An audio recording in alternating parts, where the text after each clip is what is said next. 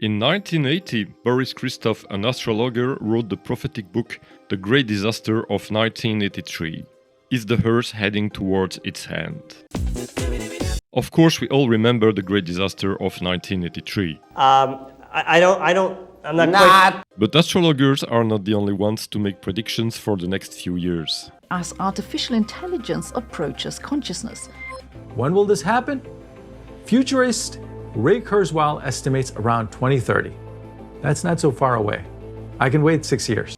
What probability do you give to AI models having some level of conscious experience in 5 years' time? I think that the probability is going to go up a lot. He predicts that in 2027, AI will fully understand its own mind.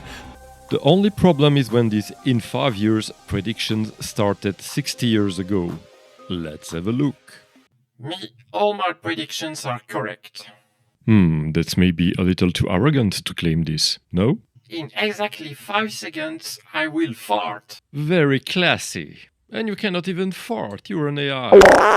Oh, if I catch you! Pull my finger!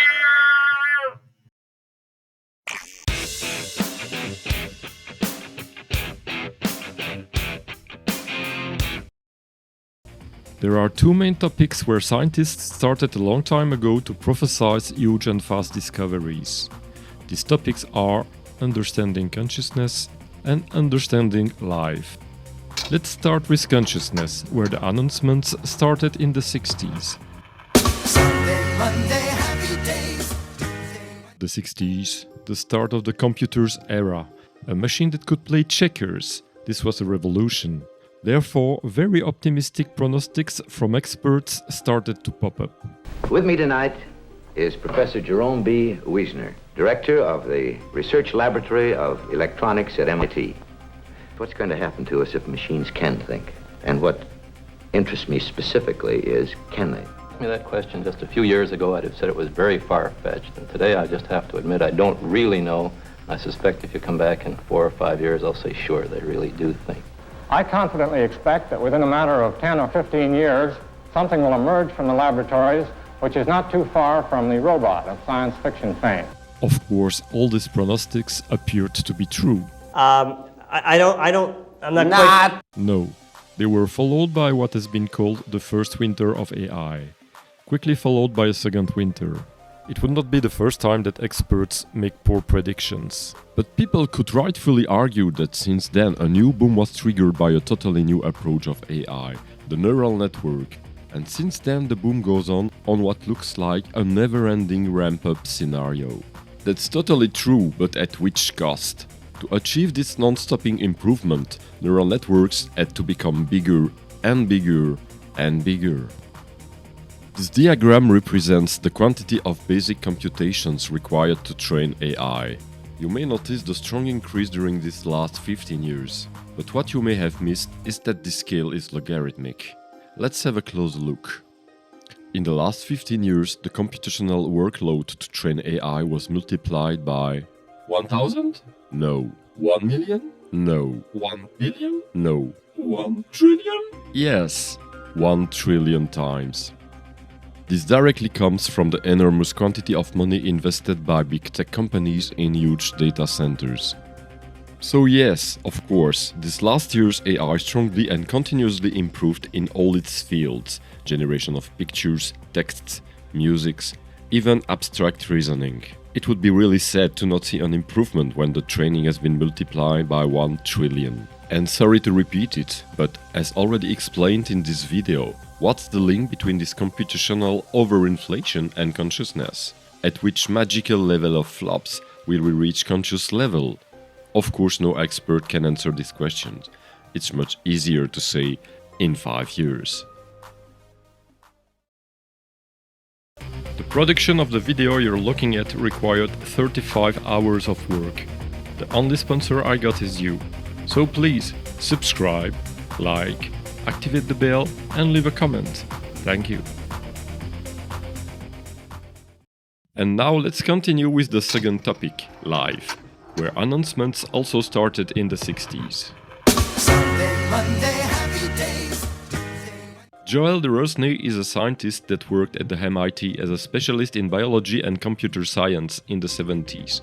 He was also director of research at the Institut Pasteur in the 80s. In 1966, he wrote a very interesting book, The Origins of Life, From the Atom to the Cell, summarizing the state of science about how life appeared on Earth. Here is what is said in the conclusion. Today, the creation in laboratory of a rudimentary living organism is in sight. It should even occur in a future closer than expected. Of course, 60 years later, we all heard about creation of artificial life in a lab. I'm not. I work on creating artificial living cells from non-living materials like proteins and polymers. So, can we create life in the lab? Not yet, but we're working on it. How can we create life in the lab from scratch? Has anyone actually been able to do it?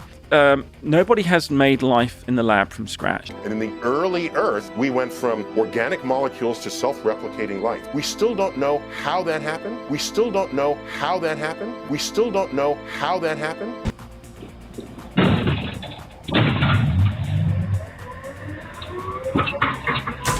And now, to conclude, let me introduce the winner. The one that probably came with the most ballsy announcement, both involving life and consciousness. And the winner is... John Searle, the famous American philosopher, expert of the philosophy of the mind, the inventor of the Chinese room argument. In 1990, he wrote a book named The Mystery of Consciousness. Here is what he wrote about consciousness and life in the conclusion. Sit down because it's heavy stuff. We do not have a clear idea of how the brain could work to cause consciousness. We do not understand how such a thing is even possible. But we have been in similar situations before. 100 years ago, it seemed a mystery that mere matter could be alive. The mystery was resolved not just because the mechanists won and the vitalists lost the debate, but because we got a much richer conception of the mechanisms involved. Similarly with the brain. The sense of mystery will be removed when we understand the biology of consciousness with the same depth of understanding that we now understand the biology of life. That was written in 1990. That we now understand the biology of life. So, if you're a scientist, please stop making announcements in 5 years, like a fortune teller, and just... Show me the money! The background music of the video was produced by Critical Mass. You can find the link in the description.